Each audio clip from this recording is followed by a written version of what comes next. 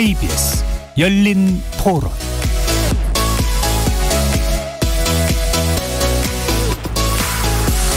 안녕하십니까. KBS 열린 토론 정준희입니다. 그거를 대중한테 공개를 하겠다는 뜻도 되게 좋다고 생각하고 직접 가서 보고 싶기도 하고 꽁꽁 싸고 있고 수익화하기보다는 그냥 대중한테 공개한다는 게 노블리스 오블리주? 저는 이 정도 규모면은 해외에서 이걸 보러 올 정도로 가치 있는 거라고 생각을 해가지고 전 서울에서 해야 된다고 생각해요. 너무 기대되죠. 경선 인왕제 색소를 비롯하여 자코메티 그런 조각상도 있고 지역별로 이건희 그 미술관을 서로 개최하려고 하고 이건희 고향뿐만 아니라 이건희와 뭔가 조금이라도 관련이 되어 있는 그런 곳에서 다 개최를 하기 위해 유치를 하기 위해서 굉장히 노력하고 있다고는 들었는데 제가 시장이고 도지사여도 당연히 그렇게 할 것 같고 서울공화국이라 하는 얘기도 있듯이 너무 수도권에 밀접되어 있는 게 각 지방 좀 골고루 잘 갈 수 있으면 그것도 괜찮지 않을까 생각합니다. 지자체 입장에선 충분히 그럴 수도 있다고 생각해요. 가뜩이나 이제 사람들이 많이 빠지잖아요.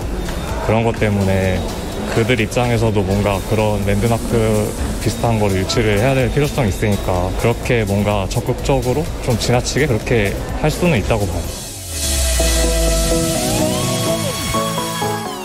거리에서 만나본 시민들의 목소리 어떻게 들으셨습니까? 지난 4월 말이었죠. 고 이건희 회장 유족이 고인의 뜻에 따라 소장미술품 2만 3천여 점을 국가에 기증했습니다. 개인 소장품으로는 세계 최대 규모였다고 하는데요.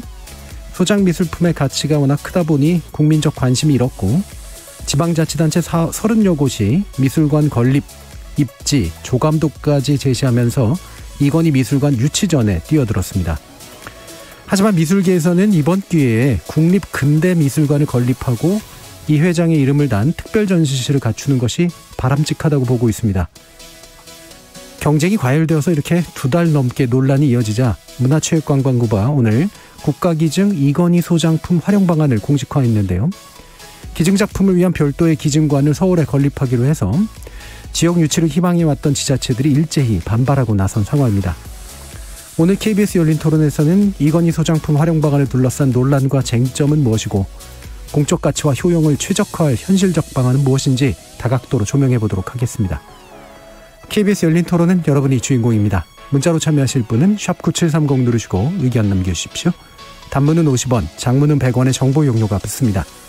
KBS 모바일 콩, 트위터 계정 KBS 오픈 그리고 유튜브를 통해서도 무료로 참여하실 수 있습니다. 날카로운 의견과 뜨거운 참여 기다리겠습니다. KBS 열린 토론 지금부터 출발합니다. 살아있습니다. 토론이 살아있습니다. 살아있는 토론, KBS 열린 토론. 토론은 라디오가 진짜입니다. 진짜 토론, KBS 열린 토론.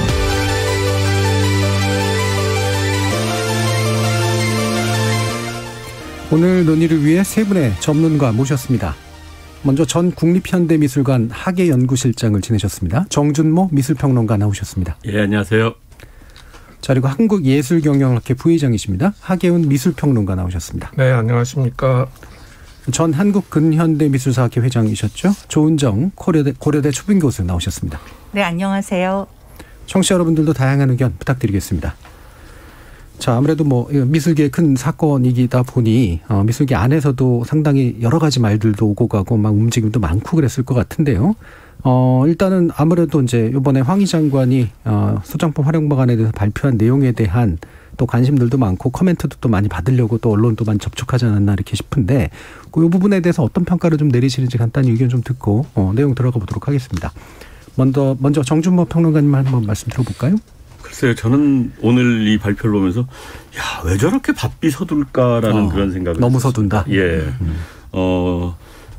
일단은 소장품의 분석이 가장 큰 문제일 텐데 지금 2023년도까지 그 각 미술관 박물관에 기록 등재를 한다고 하는데 기록 등재도 제대로 안 된 작품들 분석이나 그 소장품의 유물의 형태라든가 이런 것들에 대한 연구도 제대로 안 돼 있는 상태에서 이걸 이렇게 급하게 해야 될 겁니다. 그다음에 오늘 발표를 보면은 그 소위 가칭 이건희 기증 기념관 이렇게 돼 있는데 그 기관을 별도로 둘 건지 예. 국립중앙박물관 산하가 될지 국립현대미술관이 주 관리체가 될 건지 직제와 조직은 어떻게 할 건지 이런 얘기는 구체적인 게 하나도 없거든요. 사실 그렇게 보면은 서두를 어떻게 그 문화부가 이 이건희 컬렉션 기증 이후에 너무 서두르다 보니까 그 지방자치단체들이 또 유치 경쟁이 막 벌어지고 예. 하면서 어떻게 수습하기 위해서 예. 좀 엉겹결에 그냥 준비가 별로 안 된 상태에서 내놓은 대안이 아닌가 그런 생각이 상당히 아쉽습니다. 예, 여러모로 좀 아쉽고 또 너무 서두른 감이 있는데 아무래도 뭐 짐작해 주셨듯이 지자체들 간의 논란, 과잉 경쟁 이런 거를 좀 일단락해 보려고 하는 그런 시도가 좀 있지 않았나 싶기도 합니다.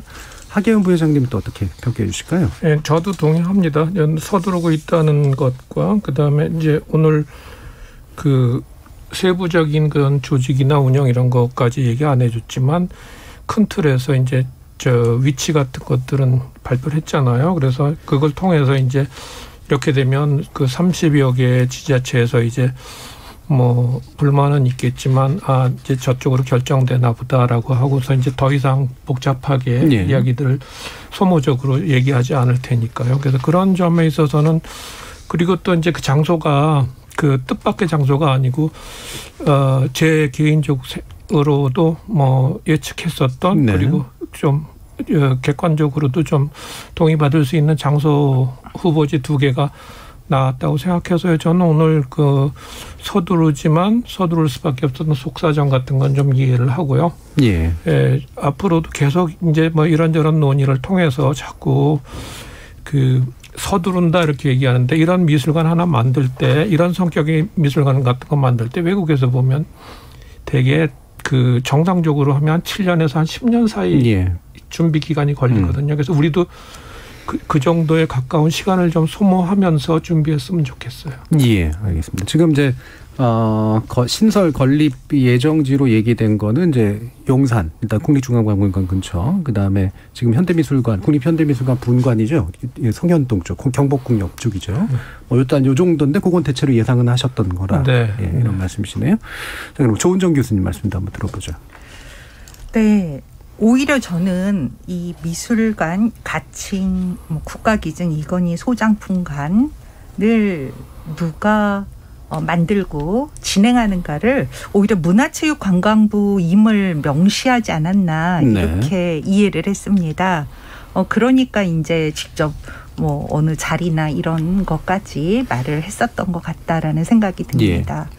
그러니까 뭐 어떤 조직체를 만들어서 뭐 이렇게 하겠다가 아니라 문체부가 중심이 돼서 하겠다라고 문건을 저는 그렇게 이해를 했어요. 예. 그래서 굉장히 이례적이다라는 생각을 하게 되었던 거죠. 대부분의 어떤 미술관을 만들거나 하게 되면 뭐 그런 뭐 조직체를 만들고 타당성 조사를 하고 그런 속에서 어떤 위치에 대한 얘기가 나오고 이러는 것인데 장관이 직접 나서서 이렇게 한다는 것 자체가 문화체육관광부가 만들겠다라고 예. 얘기하는 것이 아닌가. 예. 뭐 오해일 수도 있지만 그렇게 느껴졌습니다. 예. 특히 이제 용산과 송현동 같은 경우는 사실 그동안에 그 장소를 무엇으로 쓸 것인가 문학에서 굉장히 많은 논란이 있었고 정말 아껴둔 장소라고 생각을 하거든요.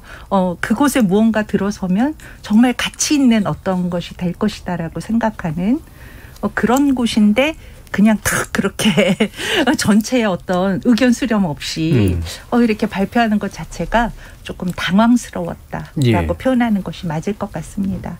아무래도 물론 이제 뭐 재원을 가지고 있고 의사결정 주체가 이제 문체부인 건 맞는데 보통의 경우는 이제 산하기관을 이제 새로 뭐 만들거나 그래서 거기에 그렇죠. 맡겨가지고 이제 진행을 예. 하는데. 그러니까 어떤 미술관을 만들 때 문체부에서 강조하는 그 룰이 있거든요. 네. 그래서 뭐 그런 걸 뭐 제시한다, 타당성 조사를 한다, 그다음 뭐 어떻게 할지 학예원은 어떻게 원래는 할지 뭐 기획단, 설립 추진단 네. 이런 것들을 만들어서 거기에 전문가들이 포진을 해서 그러니까 일반 문화 행정하는 공무원들이 아니라 문화예술계 특히 미술관, 박물관에 정통한 사람들이 모여 앉아서 중지를 모으고 계획을 만들고 해서 또 그 과정에서 보면은 이제 뭐 어떤 경우는 형식적인 경우도 있지만 대개는 공청회라든가 토론회 이런 것도 몇 차례 거치고 하는 건데 이건 그냥 일사천리로 지금 이루어진 일이거든요.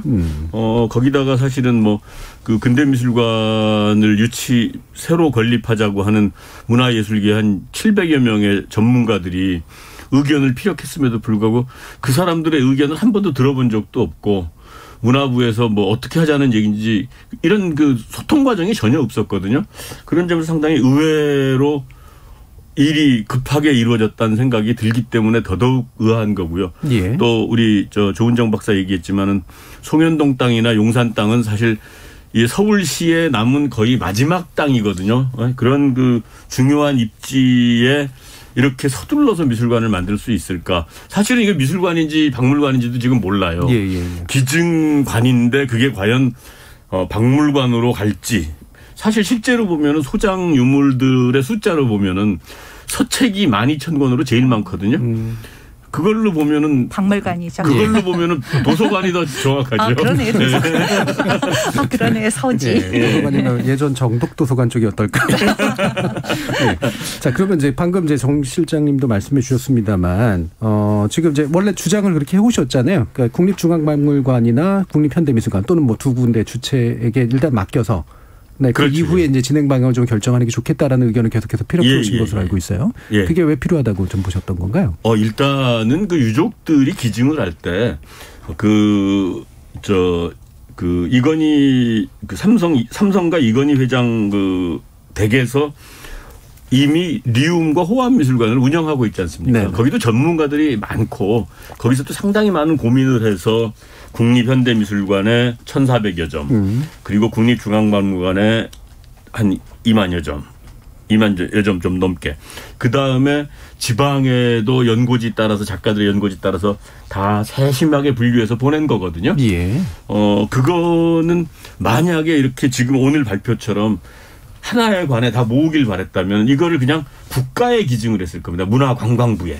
근데 이거를 미술관과 박물관에 나누어 기증을 했고 미술관에 간 거는 사실은 전체 양의 10분의 1밖에 안 됩니다. 중앙박물관에 간 게 양이 엄청나게 많죠. 그런 점에서 봤을 때는 그런 그 세심하게 생각해서 기증한 거를 도로 다 모으겠다라는 발상은 과연 유족들의 기증 의사를 확인하고 하는 건지 저희들이 생각하기에는 일단 그렇게 기증했을 때는 나눠줬을 때는 뭔가 나눠준 의미가 있을 것이다라는 생각이 들고 또 하나는 그런 걸 계기로 해서 그 이번 기증품을 계기로 해서 국립중앙박물관, 국립현대미술관의 소장품들의 완성도가 무척 높아질 수 있는 계기였거든요. 근데 이걸 다시 다 모아버리면 사실은 그 유족들이 기증한 그 의미가 상당히 퇴색되는 게 아닌가라는 생각이거든요. 그래서 일단 국립중앙박물관 거는 중앙박물관이 관리하고 국립현대미술관은 국립현대미술관이 관리하되 국립현대미술관에 저희가 요구한 거죠. 국립근대미술관을 나중에 기왕에 만들자 이 기회에 하고 주장을 했던 건데 그게 막 이렇게 뒤섞여가지고 지금 사실은 정리가 좀 안 돼 있는 편이죠. 그럼 청취자들도 아마 좀 모르셨던 분들도 계셨을 것 같아서 말씀처럼 서책이라든가 이렇게 좀 박물관 성격에 맞는 거랑 그다음 이제 미술품으로서 이제 따로 분류될 수 있는 거랑이 이제 원래 유족의 뜻에 따라서 전문적으로 좀 위탁이 된 이제 그런 셈인데 기증이 돼가지고 근데 그게 다시 이제 너무 하나로 모여서 이건이라는 브랜드로 결국 그냥 묶는 거냐 뭐 이런 이제 국가가 너무 과도하게 개입한 거 아니냐 이런 이제 비판을 해주셨어요. 조 교수님도 비슷한 생각이신가요? 그렇죠. 사실 그 굉장히 고심을 했다라는 생각이 들었습니다. 왜냐하면은 뭐 대구미술관은 이쾌대, 전남 도립에는 김한기, 어떤 연고까지 찾아가면서 이런 것을 주면 그 지역의 미술관이 좀 더 의미를 갖고 성장하겠다라고 하는 부분들까지 배려했구나라는 생각이 들었거든요. 일단은 뭐 국립현대미술관과 국립중앙박물관만 대상이 됐지만 결국 전체의 어떤 국가기증 이건희 소장품관을 만든다면 그 지역에 간 것들도 이제 다 환원이 돼야 되겠죠. 뭐 박수근 미술관에 간 박수근 작품들도 사실 가장 그쪽에 가서 알맞은 건데 그것을 다시 가지고 와서 한 장소에서 굳이 보여줘야지 될 이유는 무엇일까? 뭔가 시작부터 유족 측이 제시했었던 어떤 의미하고는 굉장히 다르게 간 것이 아닐까라는 생각이 듭니다. 예. 그래서 이제 보면은 가칭이긴 합니다만 국가기증 이건희 소장품 관을 이제 만들겠다라고 이제 좀 돼 있는 건데 제가 보기에는 명칭이 좀 약간 이상해요. 네. 그러니까 국가기증이 아니었던 거죠, 그러니까, 사실은. 예. 그러니까 국가에게 기증하는 국가가 기증하는 뭐 여튼 뭐 네. 말도 좀 이상하고. 네. 근데 이걸 또 소장품관 그러니까 고 이건희 회장을 가지고 딱 미술관으로 묶기는 또 싫은데 또 이제 그래서 국가기증이란 말도 붙이고 그랬는데 이걸 또 하나로 이제 방금 말씀하신 것처럼 이렇게 억지로 이제 모으는 그런 일들을 왜 하고 있을까라는 데 대한 불만들이 아마 미술계에서 많으신 것 같아요. 그 문체부가 좀 역할을 잘 못했다 이렇게 또 보시나요, 하계훈 부회장님? 그렇죠. 그 이제 역할을 지금 문체부도 좀 당황스러웠을 거예요. 준비가 안 된 상태에서. 이제 말하자면 우리나라의 그 대기업의 회장이 돌아가시면서 상당량의 미술품을 국가에 기증할 것이다라는 걸 예측을 못한 상태에서 문체부에서 상황을 맞으니까 이제 거기도 당황스럽고 지금 막 급하게 이렇게 그 하고 있는 거죠. 그래서 우리한테 좀 만족스러운 답을 못 내주는 건데 저는 조금 지금 제가 마이크를 하던 기회에 아까 그 이건희 기증 소장품 활용위원회에서 이렇게 다 모으려고 한다 이렇게 말씀하시는 거에 대해서 조금 다른 생각, 아마 위원회에서도 그런 것들 토의했을 것 같은데 말하자면 리스트 같은 것만 갖고 있는 거죠. 그러고서 이제 아까 얘기한 김한기나 청경자는 전남 도립에 가 있구나, 익회되는 대구미술관에 가 있구나라는 것만 이렇게 상황만 파악하면서 혹시 뭐 서울에 있는 어느 모처에 미술관이 만들어지면 익회대가 필요하면 협조해서 이렇게 빌려주고 왔다 갔다 하고 뭐 이렇게 하면서 그것도 관리, 국가기증 미술품 관리라고 생각해서 저는 너무 지나치게 그렇게 너무 각 지역에 나눠줬던 미술품을 다시 회수하려고 한다라고 보지는 않아도 될 것 같아요. 약간 열린 문제라고 보시는 거예요? 그렇게 보고 그냥 관리만 그렇게 하는 거죠. 그렇게 하면 될 것 같고요. 그 부분에 대해서는 우리가 전시를 할 때는 소장품을 기반으로 전시를 하고 또 상설 전시관도 만들게 되죠.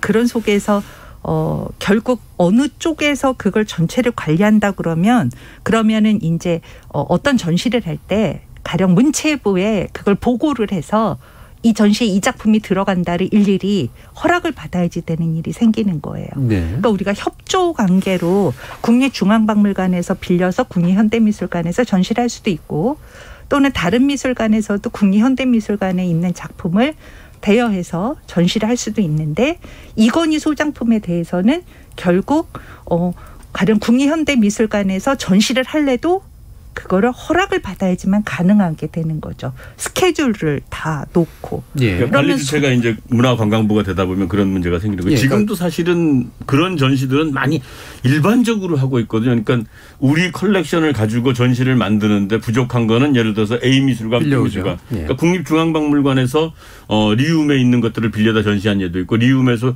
국립현대미술관 중앙박물관 거를 빌려다 전시한 예도 있고 우리가 외국 것도 빌려오거든요. 외국 미술관들에. 그러니까 그런 부분들은 활용도라는 측면에서 봤을 때 뭐 지금도 충분히 하고 있는 일을 뭐 특별히 그렇게 막 할 필요는 없고 이미 또 지방에 있는 것들을 저는 더 제일 큰 문제는 아무리 문화관광부가 국립현대미술관이나 국립중앙박물관을 관할하는 산하기관으로 두고 있는 그런 형태지만 정부 조직법상 국립중앙박물관과 국립현대미술관은 문화기구로서 독립적인 기관이거든요. 네네. 그런데 야 너희들 기증받은 거 다 모을 테니까 가져와 내놔 모으자 가져와라. 이게 과연 문화부가 과연 할 수 있는 일인가. 그 기관의 독자성이나 독립성들을 존중해줘야 될 문화관광부가 되려 다 모으겠다. 흩어뜨리겠다. 이런 것들을 결정한다는 것 자체가 상당히 어폐가 있고 비문화적인 일이 아닌가라는 생각이 듭니다. 뭐 약간의 이제 뭐 견해 차이는 있긴 합니다만 좀 더 현재 문화부의 방침이 이제 통합적 관리를 위한 어떤 목적 정도로 생각하면 되겠다라는 의견도 있으시고, 근데 그게 아니라 개별 기관들, 소장하고 있는 기관들의 독자성과 자율성, 그들 사이의 관계가 외로 훼손되는 일이다. 또 이렇게 이제 보시는 입장도 있으신 거네요. 그렇죠. 왜냐하면 정말 기증자의 뜻을 살리는 방법은 여러 가지가 있거든요. 우리가 가령 국립중앙박물관의 동원기증실 뭐 이런 것들이 있거든요. 그래서 충분히 그것을 기증한 분들의 뜻을 살릴 수 있는 다양한 방법들이 있는데, 그것을 국립중앙박물관이나 국립현대미술관이나 이런 쪽에서 만들어서 올릴 수 있는데 그것을 역으로 위에서 만들어서 따라라 하는 문제는 아닐 것 같아요. 그러니까 사실 이전에도 많은 기증자들이 있었어요.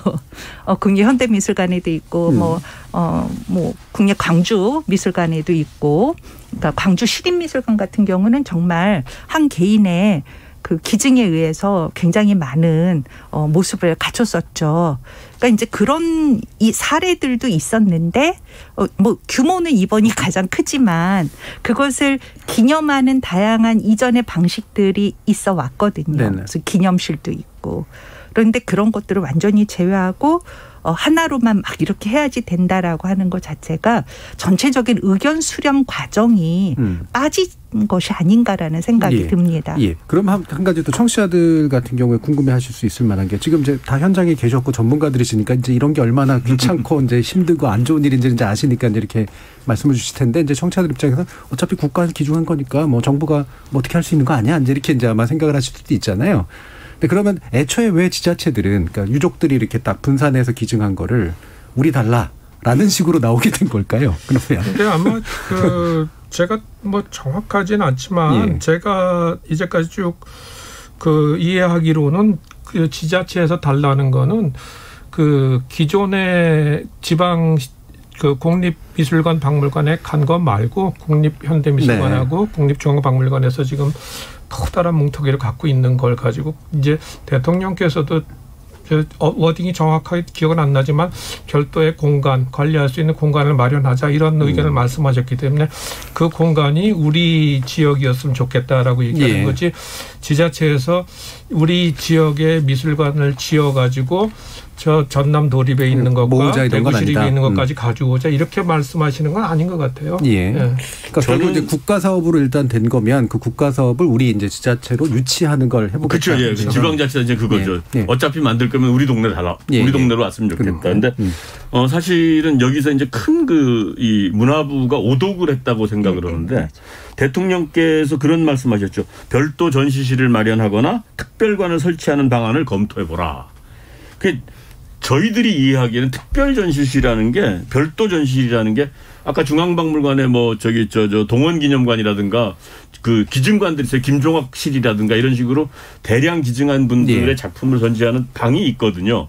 외국의 미술관들도 가면 이제 누가 기증한 거는 방을 여기다 이름을 붙여주기도 하는데, 그런 의미가 아니었을까라는 생각이거든요. 그리고 대개는 기증이 들어오면은 그 기증된 모든 것들을 한꺼번에 다 전시를 하는 게 아니라 맥락을 맞추고 주제와 시대와 여러 가지들을 고려해서 큐레이션을 하죠. 큐레이션을 해서 작은 전시들을 여러 개를 만들어내기 때문에 사실은 특별관이라는 게 상설 전시, 기획 전시처럼 돌아가야 되는 것이기 때문에 별도로 관이 그렇게 필요한 건 아니거든요. 그래서 저희들이 이제 박물관학을 공부하고 일을 했던 사람들의 입장에서는 대통령 말씀을 그렇게 이해를 했거든요. 근데 문화부는 집 짓는 쪽으로 이게 방향 전환이 된 게 아닌가. 뭔가 수역에서 그냥 한꺼번에 이제. 사실 그렇죠. 특별 전시실이나 특별관이라고 했을 때 그 관이라고 하는 걸 그 하나의 큰 이건희 미술관이라고 생각한 적은 없었던 것 같아요. 그렇죠. 또 지금 조은정 교수님이나 정준모 실장님 말씀 주신 것처럼 이제 문체부가 뭔가 약간 이제 현장의 전문가들의 생각과는 좀 결이 다른 이제 그런 결정을 지금 하고 있는 것처럼 느껴지는 상황인데, 또 물론 이게 어떻게 진행될지 좀 더 두고 봐야 되긴 하겠습니다만은, 그럼 곧 소장품, 그러니까 기증품 자체에 대해서 좀 몇 가지 좀 짚어보죠. 그러니까 많은 분들이 어쨌든 굉장히 많고 되게 비싸, 되게 좋대. 이제 이렇게 어쨌든 이런 거잖아요. 근데 이제 전문가들 관점에서 봤을 땐 이거 좀 갈라서 이런 것들은 이제 어떤 가치들이 있고, 물론 다 가치가 있는 거긴 하겠지만, 뭐 이렇게 한번 좀 이렇게 설명을 좀 한번 부탁드려야 될 것 같아요. 먼저 하기훈 부회장님 어떤 걸 좀 짚어주시고 싶으세요? 글쎄 저기 이제 제일 눈에 띄는 거는 아까 말씀하신 것처럼 이전에도 커다란 그 기증들이 여러 번 있었는데 이번 거와 다른 거는 그 외국의 아까 비싸대 뭐 이렇게 말씀하셨는데 그 값어치가 시장 가치가 굉장히 높은 작품들이 외국 작품들이 예. 많이 들어있다는 거죠. 그래서 우리 일반인들도 이제 뭐 모네, 고갱 이런 사람들은 알잖아요. 근데 그런 사람들 작품은 우리가 외국에 나가거나 아니면 이제 어떤 기회에 커다란 블록버스터 전시를 해야만 볼 수 있는 줄 알았는데 그런 작품들이 이제 예. 상시적으로 우리나라에 머물게 되고 그래서 막 그런 것들이 좀 특징인 것 같은데요. 그러니까 전에 없었던 특이한 기증이고 굉장히 가치가 높은 작품들의 기증이지만 이게 한편으로는 전 염려스러운 게 사실 모네 작품은 뭐 우리가 한두 점 갖고 있다고 그래가지고 어디다가 이렇게 큰 소리 낼 그런 것도 아니거든요. 예. 그러니까 그게 짐이 될 수가 있죠. 예. 그래가지고 이제 이걸 전문가가 철저하게 관리할 수 있느냐 이런 문제. 그 다음에 이제 일을 하다 시간을 쭉 지내다 보면 이제 이 작품이 뭐 외국에 있는 뭐 커다란 기획에서 이 작품이 필요하다 해서 빌려달라 그러면 빌려줘야 되느냐 말아야 되느냐 예. 뭐 이제 협력 관계 같은 일도 발생하고 반대로 맨날 빌려만 줄 수는 없으니까 모네가 있는 김에 외국에서 빌려다가 우리가 전시를 해야 되는데 그런 능력이 있느냐. 그런 능력까지도 생각해야 되고 예. 앞으로 일이 복잡해지는데 지자체들은 그런 거 잘 모르는 것 같아요. 그래서 그냥 집 짓고 집어넣으면 되는 줄 알고 우리 지역으로 하려고 그러는데 예.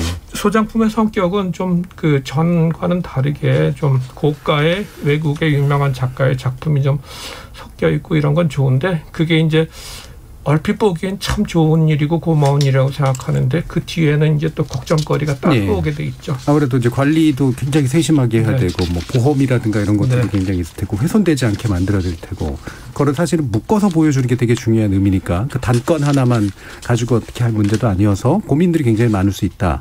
근데 뭐 이를테면 왜 하얀 코끼리라 그러잖아요. 이렇게 갖다 놨는데 이게 다 먹이기도 어렵고 그래가지고 굉장히 힘들어지는 부담이 생겨버리는 그렇죠 지금. 예, 뭐 그런 측면에 대해서 지적을 해주셨는데요. 조은정 교수님도 어떤 부분 좀 주목하고 계세요?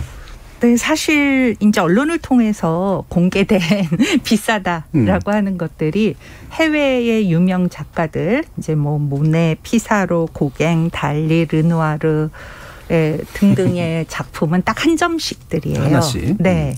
그러니까 이제 어떤 맥락 아래서 이렇게 보통 콜렉션을 하게 되면 그 의미를 찾아서 맥락화하는 건데 그냥 다 한 점씩들 시대도 다 다르고 또 대표작 시대도 아닌 예. 거고 뭐 달리 같은 경우는 이제 굉장히 의미 있는 작품이지만 다른 경우들은 이제 맥락화하기 좀 어려운 경우들도 있거든요.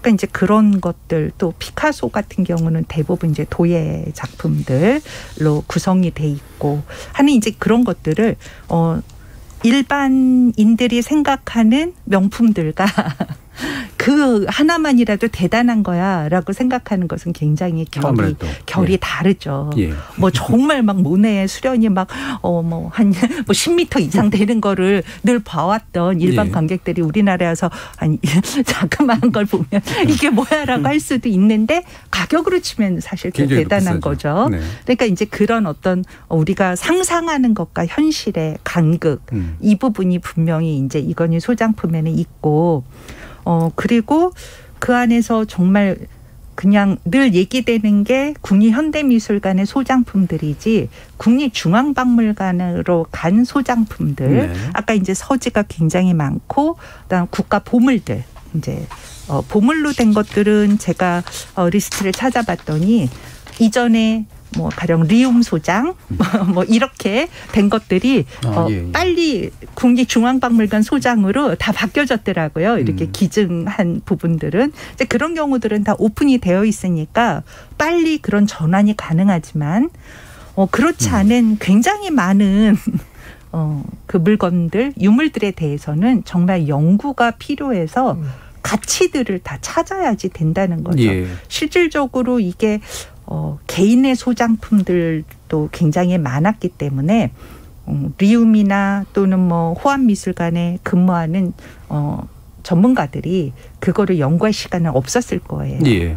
그래서 뭐 시대나 뭐 또는 어떤 가치나 이런 것들이 재평가될 시간이 굉장히 많이 필요할 것이다. 예. 라는 것입니다. 예. 근데 이제 그거 없이 그냥 가치에 대해서만 얘기했을 때 그 가치라고 하는 것이 결국 우리가 돈이냐, 사실 돈은 얼마 안 돼도 미술사적 가치로 되게 중요한 작품들도 있을 수 있는데 그런 것들에 대한 연구가 축적이 되지 않은 상태에서 먼저 이렇게 집에 대한 얘기가 나오는 것은 굉장히 이례적이라는 생각이 듭니다. 좀 숟가락 몇 개, 젓가락 몇 개 이런 뭐 이불 몇 채 뭐 이런 것들이 사실 명확하게 파악이 돼야 되는데. 그러니까 저희들이 지금 보면은 요리를 하라 그러는데 재료가 밀가루가 나올지 쌀이 나올지 뭐가 옥수수가 가루가 나올지 모르는 상태인데 레시피 짜가지고 지금 이걸 볶을 건지 튀길 건지 지금 주방도구 살아간 셈이거든요. 그래서 이제 성급하다는 얘기를 하는 거고 저 같은 경우는 사실은 삼성이 이번에 기증을 위해서 이제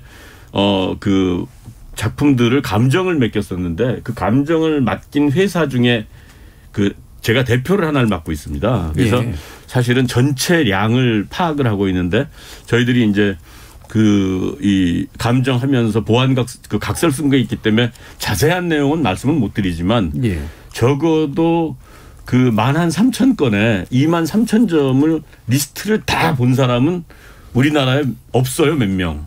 열린 토론에 나와주셔서 감사합니다. 그래서 그걸 보고 얘기를 하는 건데 사실은 지금 문제는 뭐냐면 우리가 얘기하는 뭐 외국의 유명 작가들 작품, 그 소위 인상파 작가들 몇 명 건 7점이에요. 그리고 이제 피카소의 도자기가 120 몇 개가 있고 이번에 기증된 게, 그러니까 기증된 것만 가지고 제가 지금 말씀을 드리는 거예요. 그런 거거든요. 그러면 사실은 이걸 국가가 받을 때 부담을 안았어야 되거든요. 예를 들자면 아까 두 분 다 말씀하셨지만은 고갱의 초기 작품이 있어요. 그러면 이거를 앞으로 컬렉션을 제대로 키워가려면 고갱의 후기 작품이나 아주 초기 작품이 있으니까 그 여기저기 돌아다니면서 화풍이 바뀌었을 때마다 특정 주제, 그다음에 고갱이 나중에는 사파도 그리고 조각도 했거든요. 이런 것들을 모아야 이게 가치가 있는 거지 하나만 가지고는 안 되는 겁니다. 그래서 이제 문화부가 또 오해한 것 중에 하나가 대통령님 말씀을 집지라는 걸로 오해한 부분이 하나 있고, 두 번째는 제가 생각하기에는 그런 것들을 전혀 고려하지 않았다라는 거죠. 그러니까 그런 부담을 정부가 안아야 된다는 거를 차라리 우리는 자신이 없으면 안 받았어야 되는 거거든요. 사실 삼성 이건희 회장도 그런 작품들을 모았다가 그런 것들을 짝을 맞추고 이렇게 뭔가 그 세트로 만들려고 하다 보니까 비용이 너무 들어가니까 못하신 부분도 있거든요. 국립현대미술관이 예전에 영어로 명칭이 뮤지엄 오브 모던 아트였는데 어느 날 컨템포러리로 바꾸거든요. 그래서 왜 바꿨냐고 그 당시 그걸 바꾼 관장님한테 여쭤봤더니 모던은 우리가 돈 주고 살 수가 없더라. 소장품을 갖기가 어렵다. 피카소 열어놔도. 고갱 세잔느 걸 사야 되는데 우린 도저히 그건 안 되겠더라. 사실 우리나라 지금 그 미술관하고 박물관이 형편이 나라 형편이 좀 좋아졌다 그래서 작품 구입비가 지금 중앙박물관하고 국립현대미술관 두 기관을 합하면 총 산하 밑에 그 부속 기관까지 해서 18개거든요. 중앙박물관이 분관을 13개 갖고 있고 국립현대미술관이 분관을 3개 갖고 있고 해서 18개 기관에 작품 수집비가 80억 남짓입니다. 그러니까 한 기관이 갖고 있는 돈이라는 게 작품 한 점값도 안 되는 거거든요. 그러네요. 그래서 그런 점에서는 이번 기증이 대단히 유의미하지만 그 기증을 받은 걸로 박수치고 잘했다고 할 게 아니라 그것을 받은 사람으로서 우리가 이거를 어떻게 관리하고 계승 발전시키고 보완해 나가서 정말로 뜻있고 역사적인 컬렉션으로 만들 건가에 대한 사실은 짐도 동시에 진 거거든요. 근데 그렇죠. 받은 것만 가지고 너무 기뻐하는 나머지 그 짐을 진 것은 전혀 지금 의식을 못하고 있다는 생각이 들거든요. 그 점은 정말 아쉽다. 꼭 그 생각을 한번 해봤으면 좋겠다라는 생각이. 그런 의미에서 보면 그런 의미에서 보면은 이제 준 사람도 참 야속한 거죠. 이렇게 주는 게. 그죠. 그것도 우리가 한번 생각해봐야 돼요. 이렇게 될 줄을 알았을 수도 있는 거거든요. 그래서 좀 좀 더 세련되고 칭찬받을 수 있는 기증이 이루어졌었으면 하는 그런 아쉬움도 좀 있어요. 예. 그럼 예를 들면은 이제 같은 소장품 중에서도 그러니까 리움미술관 같은 경우에 이제 컨셉을 잡고 그 흐름을 만들어서 이제 만들어진 미술관인 거잖아요. 그럼 이거는 이 소장품이 가치가 있다고 하더라도 리움 같은 걸 하나를 이렇게 뚝 하고 만들 수 없는 그런 거란 말씀이시죠. 네. 그러면 이제 이런 지금까지 나온 이제 것들을 분석하고 의미를 찾고 가치도 부여하고 뭔가 이렇게 흐름도 만들고 하는데 상당한 연구 분석이 필요한데 어느 정도 시간이 좀 걸릴 거라고 예상하세요? 지금 문체부에서 발표한 문건에 따르면 예. 국립중앙박물관의 연구원들과 국립현대미술관의 연구원들이 함께 그것을 연구하고 있다라고 예. 했지만 사실 작품이라고 하는 것은 그쪽에 소속되지 않은 연구자들도 필요한 거예요. 예. 그렇죠. 네, 그래서 정말 이제 알아볼 수 있는 그 작품 하나를 알기 위해서는 굉장히 많은 시간들이 걸리는 거죠. 예. 뭐 수가 많다고 해서 쫙 데이터는 만들 수 있지만 정말 뭐 작가 귀속이라든지 아니면 연도의 정확한 판별이라든지 이런 것들은 상당한 시간이 걸립니다. 단지 이제 뭐 작품의 수로 나누어서만 본다고 해도 뭐 거의 2만일? 하루에 다 한다 하더라도 하루에 하나 한다고 해도 사실 작품 하나에 대한 설명, 디스크립션 그것에 대한 어떤 특징들을 잡아내고 어떤 가치가 있는지 이렇게 하는 것들이 상당히 많은 시간들이 필요로 하는 그런 일이죠. 알겠습니다. 자, 이렇게 세 분의 전문가와 함께 좀 얘기를 나눠보고 있는데요. 아마 저희 청취자 여러분들도 학예라고 하는 게 어떤 건지 아마 이제 말씀을 듣다 보면 대충 짐작하시지 않을까 이렇게 생각이 드는데요. 지금까지 좀 청취자 문자들이 들어와 있어서요. 한번 들어보고 가겠습니다. 정희진 문자 캐스터. 네, 청취자 여러분이 보내주신 문자 소개해드리겠습니다. 정권 재창출님, 문체부는 이번 문제에서 뒤로 빠졌으면 좋겠습니다. 기증자 이름을 따서 이건희 미술관으로 해야 한다고 봅니다. 정세영님, 미술작품 분석은 먼저 해야 하지 않겠습니까? 잘 정리해서 전시할 계획을 짜야 합니다. 세상만지고님, 현수막을 내걸고 미술관을 유치하겠다고 지방자치들이 난리가 아닙니다. 현수막 제조 비용을 모은다면 미술관 하나 만들고도 남겠습니다. K80129437님, 코로나 시대에 미술관을 미리 예약하고 갔음에도 피카소 전시회 관람하기까지 1시간 넘게 줄을 섰습니다. 이런 상황에도 서울에만 중요한 미술품을 모아놓는 것이 과연 잘하는 일일까요? 서울 말고 적절한 분산이 필요하다는 생각이 듭니다. 송성원님, 서울에만 문화가 집중되고 지방은 안중에도 없는 건가요? 8271님, 서울에는 이미 국립중앙박물관을 포함하여 여러 박물관과 미술관이 있는데 이건희 미술관까지 서울에 있어야 할 이유가 있을까요? 결국 또 서울인 걸 보면 균형 발전이나 문화 소외 지역에 대한 생각은 1도 안 하는 것 같습니다. 우리나라는 서울만 가면 관광 끝이라는 말이 맞는 것 같습니다. 여러모로 아쉬운 결정입니다. 0013님, 보통 사람들로서는 상상도 할 수 없는 어마어마한 규모입니다. 하지만 작품의 수집이 모두 다 정당했었는지 확인해보고 불법성이 확인이 된다면 국고로 환수하는 등의 적법과 불법부터 국민 앞에 공개해야 한다고 생각합니다. 라고 보내주셨네요. 네, KBS 열린 토론. 이 시간은 영상으로도 생중계되고 있습니다. 유튜브에 들어가셔서 KBS 일라디오 또는 KBS 열린 토론을 검색하시면 지금 바로 토론하는 모습 영상으로 보실 수 있습니다. 지금 방송을 듣고 계신 청취자 모두가 시민논객입니다. 계속해서 청취자 여러분들의 날카로운 시선과 의견 보내주세요. 지금까지 문자캐스터 정희진이었습니다. 토론이 세상을 바꿀 수는 없습니다.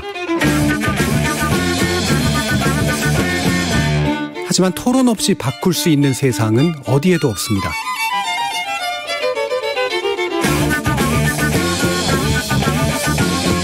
세상의 선한 변화를 갈망하는 당신. 정답이 아니라 질문의 힘을 믿는 당신. 우리 KBS 열린 토론에서 만납시다.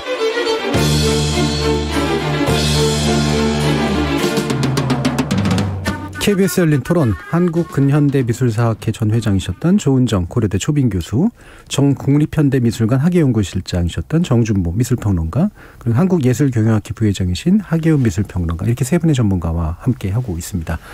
자, 이렇게 저희가 또 전국 방송이다 보니까 각 지역에서 여러 가지 메시지들이 답지하고 있는데 약간 판도라의 상자를 연 게 아니냐라는 그런 느낌이 좀 듭니다. 이제 불만들이 당연히 이제 생길 수가 있잖아요. 이렇게 말씀을 자세히 들어보면 이게 어디에 뭘 주고의 문제가 아니라 일단 내용을 파악해서 그 가치들에 맞게 이제 딱 흐름들을 이렇게 만들어내는 그런 장기적인 작업이 훨씬 더 중요한데 마치 하나 딱 모아서 어딘가에 주거나 서울에 놓거나라는 이해관계의 문제처럼 지금 자꾸 프레임이 돼버리면서 생기는 좀 안 좋은 사회적인 현상들이 좀 있는 것 같은데 참 이런 부분들을 좀 어떻게 좀 설득하고 잠재울 수 있을까 전문가들 한번 말씀을 좀 들어보고 싶어요. 조은정 교수님. 사실 문화는 통합을 위한 가장 그렇죠. 좋은 기제인데 예. 문화가 오히려 지금 네, 문자 듣고 너무 마음이 분열. 아프고 너무 놀랐습니다. 예. 네, 갈등의 요인이 되고 있다라는 것 자체가 분명히 뭔가 시작이 잘못됐다는 이야기이죠. 예. 아마도 기증자들도 그걸 원하지는 않았을 겁니다. 그리고 이 작품이라고 하는 것은 결국 어떻게 관리할 수 있느냐, 그리고 그것을 어떻게 연구할 수 있느냐, 전시할 수 있느냐, 이런 역량들이 굉장히 중요한 그렇죠. 거죠. 그래서 결국 지금 집짓기가 시작이 된 것이기 때문에 단지 집짓기로 보는 거죠. 근데 실질적으로 각 지자체들마다 국공립 미술관들이 있습니다. 특히 지자체 미술관들이 있죠. 예.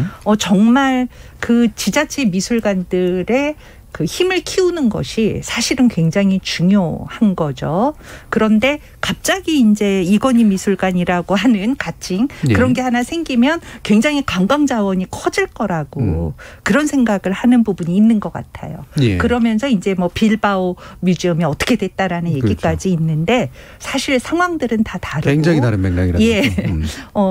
미술관이 그럴 역할을 하려면 그만큼의 인프라가 갖춰지거나 연구가 돼야지 되거든요. 집 하나 줬다고 그렇게 되는 문제는 아닙니다. 예. 네. 그렇죠. 어느 지역이든 간에 우리가 오르세 미술관 갖는 것 같으면 너무 좋을 텐데 그렇게 될 수 있는 여건이나 상황이 전혀 아니라는 네. 그런 말씀이시죠. 그러니까 오르세 만들 때도 사실은 그 프랑스에서 근대 미술관을 만들기 위해서 예. 루브르에 있던 인상파 그림들 근대 미술품들을 글로 보냈고, 그러니까 프랑스가 거의 유일하게 그 문화 정책에 있어서 무지무지하게 중앙집권적인 그런 프랑스라는 나라가 원래 좀 그렇죠. 예, 그리고 이제 다른 나라들은 예. 아주 어떻게 보면 자유스러운데 예. 제가 그 판도라의 상자를 하나 더 연다면은 이 이건희 기증 미술품 이건희 컬렉션의 작품들뿐만 아니라 미술품들을 다들 가격을 가지고 얘기들을 하는데 네. 사실은 이 얘기를 어떻게 이해하실지는 모르겠습니다. 저도 말은 하지만 참 되게 어려운 얘기라서 만점의 작품이 있으면 그 작품이 10,000원이라고 하면 그 만점 중에서 1,000점이 가격의 90%를 차지하고 예.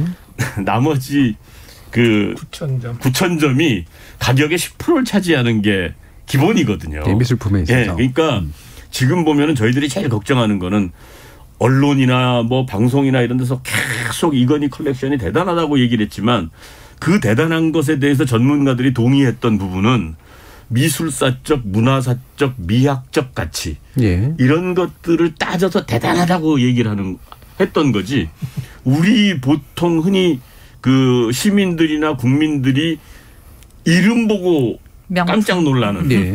소위 명작, 명품.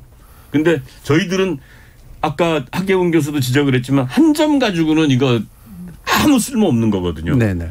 소위 말해서 짝이 맞아야 되는 건데 그렇지 않은 작품들은 차라리 그 미국 같은 경우는 팔기도 하거든요. 미술관이. 오히려. 예. 네. 근데 그런 그 개념을 생각해야 되거든요. 그러니까 지금 제가 제일 걱정하는 거 이게 공개가 됐을 때 이게 공개가 되고 이 리스트를 전체적으로 13,000점, 23,000점의 리스트를 다 본 사람들은 전문가들이 보면 아이고 이거 큰일 났다. 일반 대중들이 생각하는 그런 그 관심도와 가치 판단의 기준과 전문가들이 얘기하는 가치 판단의 기준의 차이가 너무 나기 때문에 하겠네요. 야 이걸 어떻게 뒷감당을 할까라는 생각이 예. 솔직히 들거든요. 그러니까 뭐 이를테면은 우리가 이제 루브르 박물관에 있는 모나리자 하나 딱 생각하거나 또는 나폴레옹 그림 생각하거나 이러면서 그 한 점으로 그냥 다 예상하기 마련인데 말씀 들어보면은 이제 레고 조각 가지고 뭔가 이렇게 그럴듯한 걸 만들어야 되는데 그냥 큼지막한 레고 한두어 개 그가 눈에 띄는 그런 상태라는 정도라는 말씀이시잖아요. 자, 이걸 어떻게 그러면 꿰서 어떻게 보여줄 것인가. 라는 문제도 굉장히 좀 더 큰 부담으로 어떤 면에서는 다가오고 있는 것 같은데 뭐 대안 중에 이게 또 섣불하게 얘기할 만한 단계는 또 아닐 수도 있겠습니다만은 국립근대미술관이라고 하는 것에 대한 제안들이 이제 미술계에서 나오고 있는데 이 부분은 굉장히 많이 고민됐던 어떤 이야기일 거 아니에요? 그리고 되게 좀 유용한 대안이라고 이제 보시는 걸 텐데 이 부분에서 조은정 교수님 한번 말씀 한번 들어볼까요? 국가적 정체성과도 연관이 되죠. 예. 그러니까 문화, 미술이라고 하는 것이 결국 우리는 누구인가, 인간은 어떤 존재인가, 가장 이제 개인적인 부분에서는 그렇게 되지만 한 집단이 문화를 갖는 이제 그러한 어떤 집으로서의 미술관이라고 하는 것은 이런 생각을 하고 이렇게 살았다라고 하는 것을 보여주는 거거든요. 근데 이제 국립중앙박물관 같은 경우 또는 박물관이라고 하는 건 우리가 유물이라는 네. 차원에서 역사적인 것이고 현대미술관은 동시대성이라고 한다면 근대라고 하는 것은 정말 우리의 자의식이 생기고 그리고 우리 한국사 같은 경우는 개화기, 식민지 그리고 국가를 만들어 가고 국민국가가 네. 성립되어가는 그런 과정들을 다 담겨 있는 그 시대거든요. 결국 이제 지금의 우리가 있게 되는 과정들을 보여주는 그 시대의 생각, 그들의 경험, 그들의 사상, 그들의 세계관 이런 것들을 그 작품 안에서 볼 수 있는 시대. 그게 바로 근대라는 것입니다. 네. 그래서 그 근대미술관이 생기게 되면 정말 집중적으로 그런 것들에 대해서 논의를 할 수가 있어요. 그래서 우리는 누구인가라고 하는 것들을 정말 밝힐 수 있는 그런 자원이라는 것이죠. 실질적으로 국립중앙박물관에도 근대의 작품들이 있고 국립현대미술관의 덕수궁관에서 그런 근대미술관의 역할을 예. 하고 있습니다. 하지만 굉장히 좁고 그리고 한 해에 할 수 있는 그 전시의 수가 한정적이고 네. 그리고 또 작품들이 많지 않기 때문에 이제 많이 빌려오거나 이제 이런 속에서 간신히 정말 그 연구원들의 역량으로 그걸 진행해 가고 있는데 이번 기회에 사실 이건희 소장품에서 굉장히 근대 작품들이 많이 있습니다. 그런 것들을 가진 이참에 가지고 있었던 국립현대미술관의 어떤 근대 작품들 또는 국립중앙박물관의 어떤 근대 작품들 이런 것들을 모두 모아서 우리의 근대라고 하는 그런 미술관을 하나 만드는 것 그것이 어쩌면은 정말 우리 문화의 다양성을 보여주거나 예. 우리의 주체성을 보여주는데 굉장히 큰 역할을 할 거라는 생각을 하는 거죠. 예. 보통 그러면 지금 한국의 체제는 이제 동시대 현대라고 부르는 동시대를 기초로 해서 근대까지 좀 끌어안고 있는 상태고, 네. 박물관 체제로 해가지고 이제 고대나 이제 중세 시절에 이제 우리 조선 시대 이전에 것들을 끌고 가고 있는 건데 근대라는 굉장히 중요한 영역을 따로 좀 이제 분리해서 이제 요 컬렉션을 기반으로 해가지고 뭔가 좀 새로 좀 합칠 수가 있는 가능성이 있다. 이렇게 이제 보시는 거잖아요. 하기영 부회장님은 어떻게 생각하시나요? 네, 저도 그런 게 필요하다고 생각을 해요. 그런데 네. 제가 정확하게 지금 아까 정준모 선생님 말씀하셨지만 그 몇만 점의 작품을 다 보지 않았기 때문에 그 상태에서 말씀드려서 좀 위험스러운 건 있지만 예. 어떤 미술관을 하나 만들려면 거기에 걸맞는 여러 가지 부대 조건들이 맞춰져야 되는데 이제 그러면 그 자료들을 모아봤더니 이게 독립적인 미술관 이제 지금 말하는 그 국립근대미술관이 세워질 정도의 그 어떤 자료의 양과 질이 되는가 그걸 먼저 검토하고 그게 그렇다는 판단이 쓰면 그걸 안 할 이유는 없죠. 그리고 이제 그런 사례들이 외국에 다 있으니까 다만 이제 그렇지 않을 경우에는 좀 곤란하죠. 그러니까 그렇죠. 이제 그럴 때는 좀 스케일 다운을 좀 한다든지 아니면 좀 더 많은 자료가 나올 때까지 기다린다든지 그런 것도 되겠죠. 그래서 저는 원론적으로 말씀드리면 국립근대미술관은 언젠가는 세워지지 않겠습니까? 네. 근데 이제 지금 이번 기회에 이제 그 얘기가 다시 수면으로 올라온 거죠. 예. 정준모 실장님 같은 경우에는 이 부분은 굉장히 예전부터도 좀 역점을 두고 얘기를 해오신 것으로 알고 있는데요. 예. 보신 입장에서 가능성이 있다고 느끼시나요? 보는 입장에서 가능성이 있다고 보는 게 국립현대미술관이 지금 근대미술 작품이 한 2,000점 되거든요.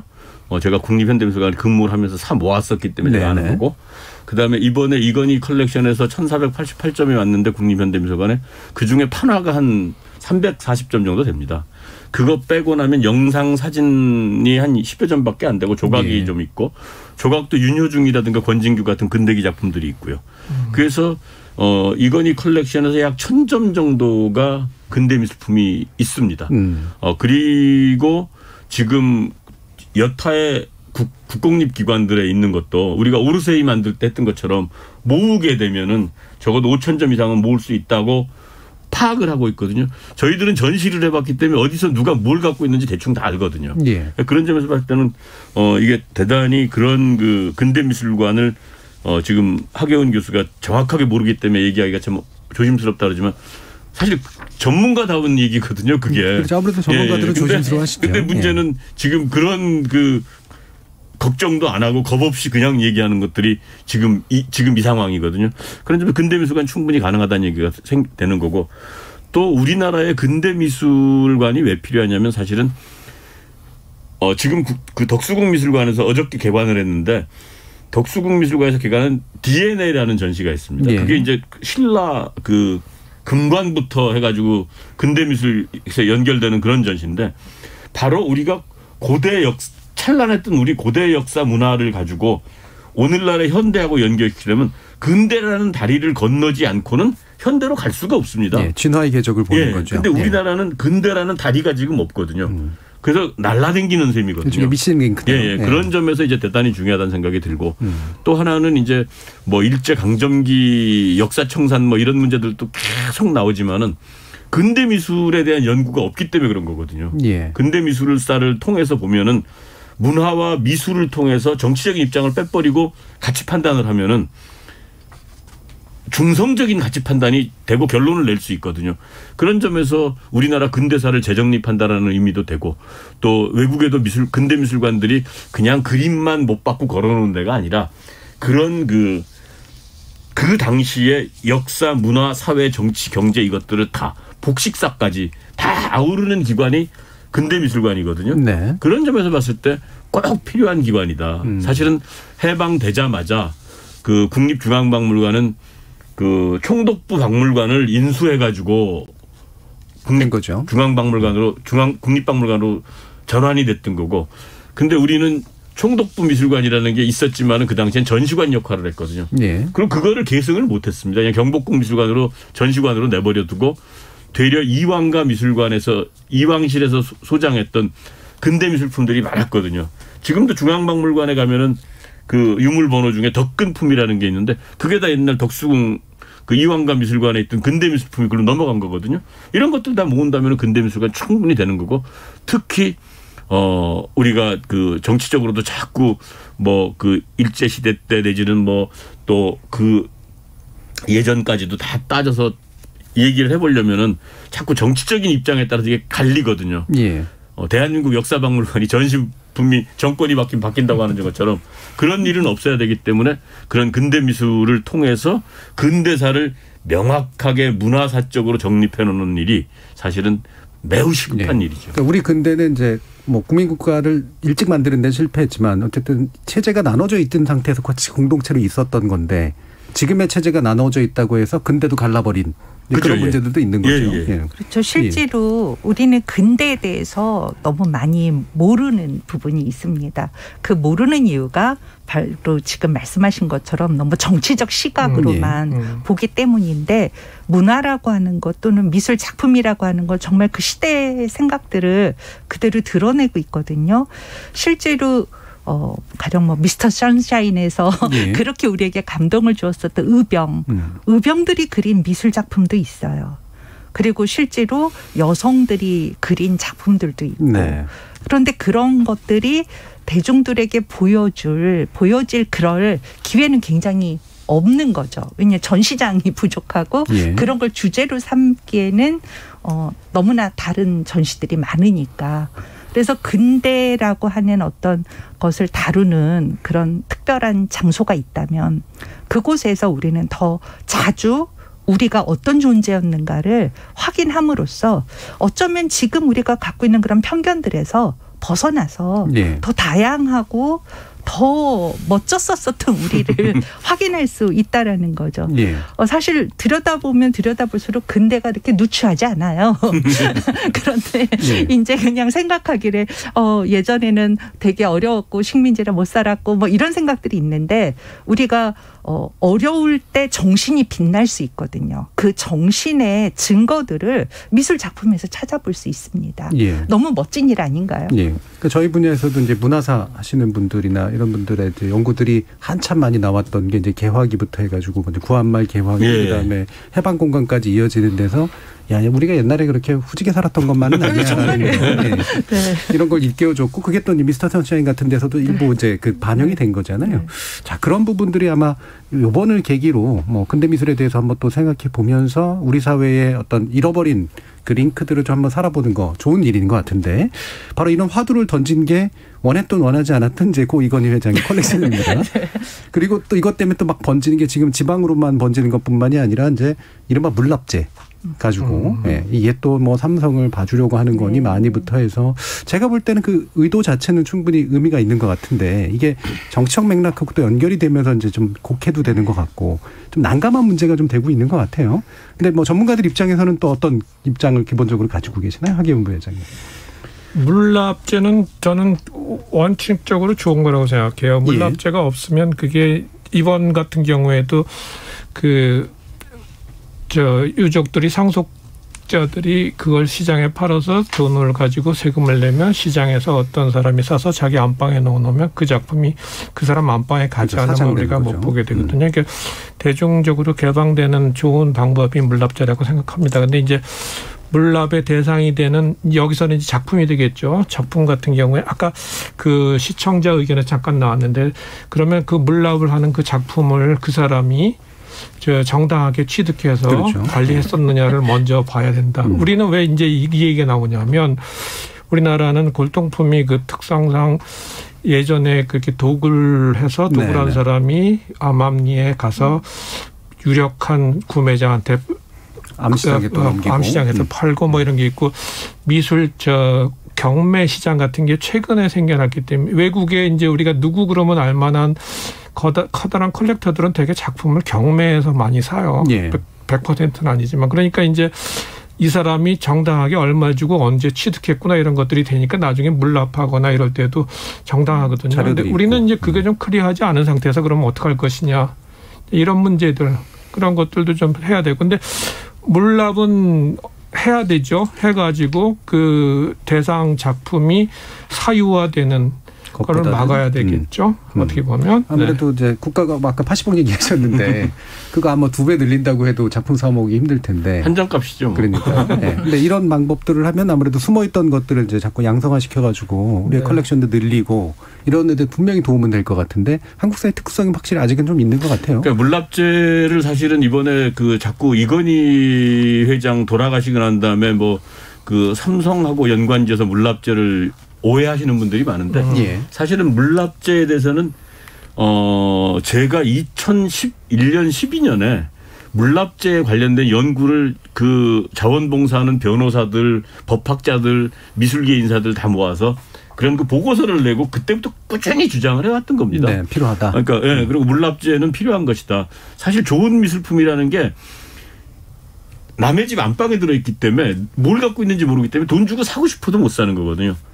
그렇기 때문에 그런 거리에서 끄집어내기 위해서 물납제가 나온 거고 물납제는 지금처럼 우리가 생각하는 모든 그림이 다 대상이 되거나 모든 유물이 대상이 될 게 아닙니다.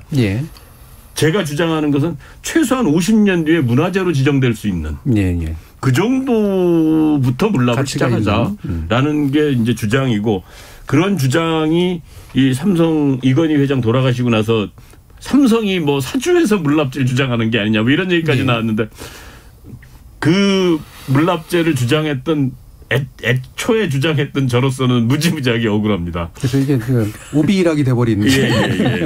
그리고 또 하나는 그 이번에 컬렉션에서 이제 이 문화부가 그 건물 짓는 문제에서 오해를 하나 있었고 사실은 미술계에서 제일 걱정했던 것 중에 이게 분산되면 안 됩니다였습니다. 근데 분산되면 안 된다라고 이 얘기 주장했던 게 뭐냐면 우리나라의 문화재들은 외국에 못 나가요. 지금 50년 이상 된 거는. 근데 그게 다 쪼개져서 예를 들어서 우리 각자 몇 개씩 다 나눠 가지면 이건 정말로 오리무중이 되거든요. 네네. 그렇게 분산되는 거를 저희들이 산실이라 그러거든요. 흩어져 없어져 버린다.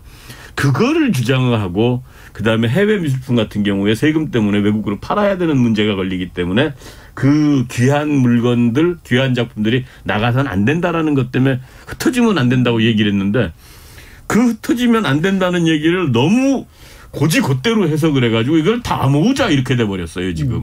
또 오히려 교환과직이 된 거군요. 예. 그래서 그 부분도 한번 좀 짚고 얘기를 해둬야 될 부분이 아닌가 싶습니다. 예. 그러니까 모아져 있어야 될 게 모으자라는 얘기인데 예. 그냥 이렇게 흩어져 있어도 되는 것들까지 다 모으자라고 오해가 된 측면들이 있다. 자, 그러면 아까도 이제 하기현 부회장님께서 지적을 해주셨지만 결국은 우리나라가 암시장에 근거하고 있었던 과거의 좀 안 좋은 유산에다가 실제로 이제 이게 적절한 가치 산정이 충분히 이루어지는 것이냐에 대한 어떤 공적 측면들도 분명히 있는 것 같거든요. 이거는 뭔가 나름대로 제도적 대안 같은 게 좀 있을 것 같은데요. 조윤정 교수님 어떤 게 있습니까? 결국 미술 작품은 이제 가치 평가 부분이 있어야지 되고 또 우리가 왜 감정이라고 하는 부분들이 있는 것 같습니다. 지금 뭐 이건희 소장품 자체가 갖고 있는 그 특성이 과거의 그런 유물들과 이제 현대 작품에 이르기까지 과정들인데 현대 미술 작품 같은 경우는 대부분 이제 뭐 작가한테 직접 구입한다거나 어떤 뭐 화상을 통해서거나 그런 루트들이 확인이 됩니다. 그런데 유물 같은 경우는 뭐 책에 써 있는 거 이런 거 같은 것들을 보더라도 다 보따리를 가지고 와서 이제 사겠느냐 이렇게 맡겨두고 보고 가고 이제 이런 경우들도 상당히 많고 그것이 80년대까지도 다 일반적인 일이었거든요. 대부분의 대학박물관에서들도 그렇게 가지고 온 것들을 사는 경우들도 많았고요. 이제 그런 속에서 박물관 같은 경우는 그것이 이제 더 이상 움직이지 않으니까 괜찮은 부분인데 지금 이제부터 물납제가 되는 다른 어떤 그런 소장자들의 물건들 결국 작물을 국가가 받아들이느냐 하는 문제들 이 부분에 대해서 충분히 연구가 되고 논의가 돼야지 된다라는 거죠. 작물임에도 불구하고 사실 해외로 나가면 안 되는 것들이 있어요. 그러나 그 작물인 부분에 대해서는 분명히 이제 밝히고 그래서 작품에서 중요한 것은 그것이 어느 소장자에서 어느 소장자로 지나갔느냐 하는 그런 기록들이거든요. 그래서 그런 매뉴얼을 개발해야지 됩니다. 그래야지만 이제 물납제도 뭐 무조건 받아들이는 것이 아니라 정확한 것들 그리고 우리가 모두 함의하는 것들에 대해서 만 가능하다라는 것을 인지해야지 되죠. 그리고 그것이 또 널리 유포돼야지만 그런 작물 같은 것들이 사라지게 되는 것이기도 할 것 같아요. 거꾸로 또 선순환 효과가 있겠죠. 근데 사실은 미술품이나 문화재 가격에 대해서 지금 다들 뭐 불투명하다 그렇게 얘기하는데 사실은 국세청이 그 정보를 다 갖고 있습니다. 왜냐하면 지금 미술품이나 문화재를 판매하게 되면 현금 영수증 발행하게 돼 있거든요. 그리고 지금 그 미술품이나 문화재 물납제 통해서 가격 감정에 대해서 문제를 삼는다면은 지금 국세청이 상속세 미술품으로 상속세 받을 때 가격 상속세 매길 때 미술품에 대한 가격에 대해서 상속세 매기거든요. 이미. 예, 그리고 법원에서 판결하거나 이런 거 할 때도 뭐 이혼 소송할 때도 작품 나누게 되면 다 하거든요. 거기서는 인정하면서 물납제에서는 인정을 못 하겠다? 이것도 말이 안 되는 거고 사실은 국세청에 이미 미술품 문화재 거래에는 현금 영수증 발행이 돼 있기 때문에 국세청이 정보를 제일 많이 갖고 있습니다. 가격 정보를. 자, 이제 마칠 시간이 다 돼가지고요. 그럼 한 1분 정도씩 남짓 정도 하게 어떤 이제 조언들을 해주실 수 있을지 마지막으로 좀 들어보도록 하죠. 하기현 부회장님 말씀 더 들어볼까요? 조금 엉뚱한 얘기 좀 해도 되나요? 여기가 자꾸 이제 이건희 컬렉션하고 뭐 거기에 군대 미술관에 매몰돼 있어서 그런데 저는 이번 기회에 뭔가를 해야 된다면 그 어떤 가시적인 뭔가를 세워야 된다면.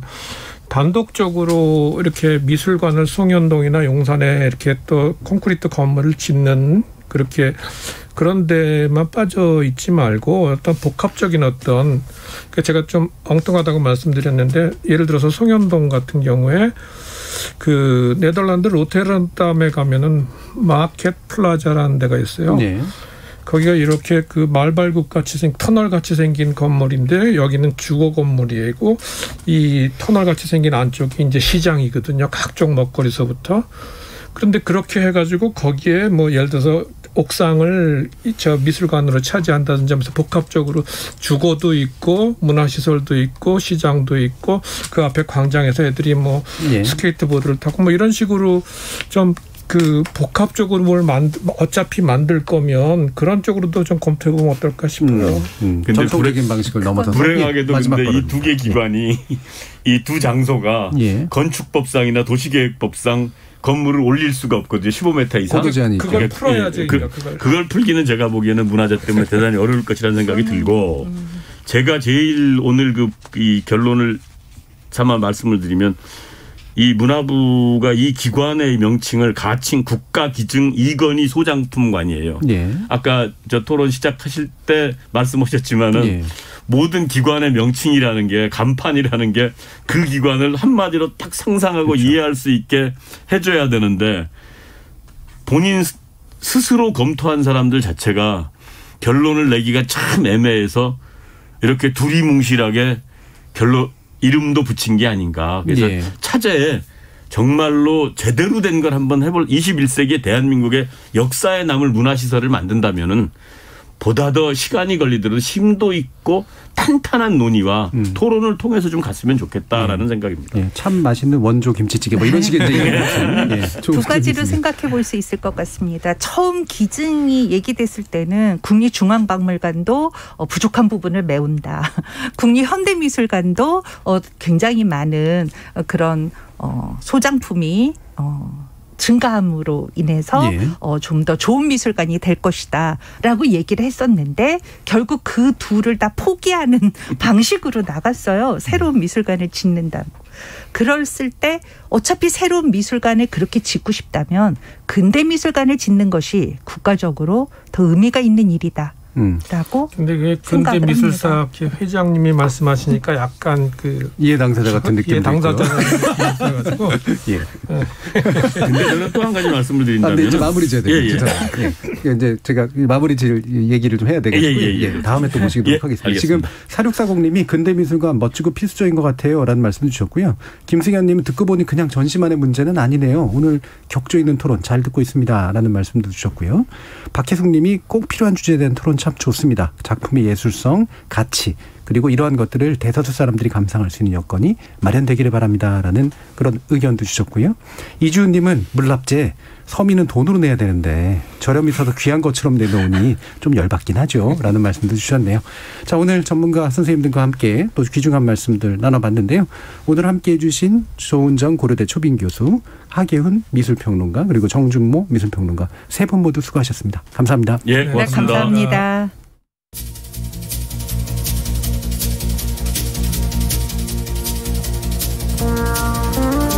문화에 대한 접근기의 재고 측면에서 미술품과 같은 예술작품은 되도록 공공에 의한 소유, 공공에 의한 전시를 추구하는 게 가장 바람직하고 또 가장 공리적이라는 게 적잖은 이들의 생각입니다. 그런 의미에서 애초에 수집 의도가 무엇이었건 그리고 수집 과정에 숨어있는 어두움이 또 어떤 것이건 이건희 회장 소장 미술품이 공공의 품에 들어온 일 자체는 가감없이 반기고 또 상찬해야 마땅할 일이라고 봅니다. 하지만 그를 통해 우리 사회의 공공복리를 최대화하는 건 이제 국가와 공공의 몫이죠. 근데 또 오늘 들어보니 소장품의 가치, 그 내용을 파악하는 일 자체가 급선무가 아닌가 싶습니다. 지금까지 KBS 열린 토론 정준이었습니다.